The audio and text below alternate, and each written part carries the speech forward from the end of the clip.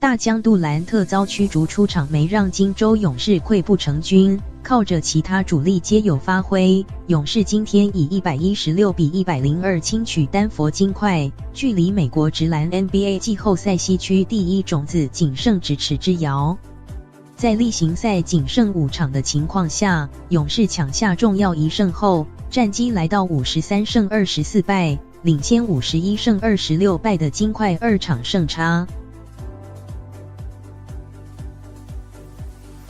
此役两队两大球星科森斯 （DeMarcus Cousins） 与约基奇 （Nikola Jokic） 的对决以科森斯略胜一筹，他表现全面，贡献28分、12篮板、5助攻、2抄截、2组攻，助勇士拿下近5场比赛的第4胜。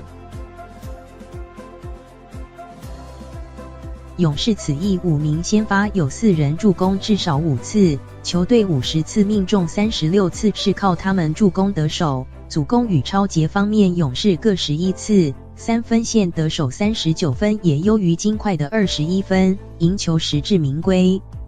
杜兰特 Kevin Durant 上场21分钟缴出21分6助攻之后，因技术犯规在第3节被驱逐出场。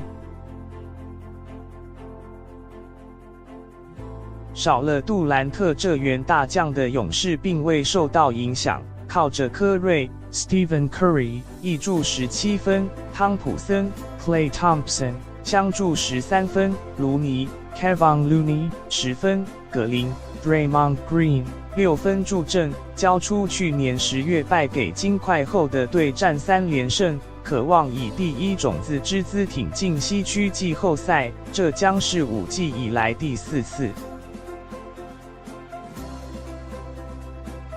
而金块输球后，不仅领先休士顿火箭50胜28败的胜差缩小到 1.5 场，也还得担心在后头虎视眈眈的波特兰拓荒者49胜28败。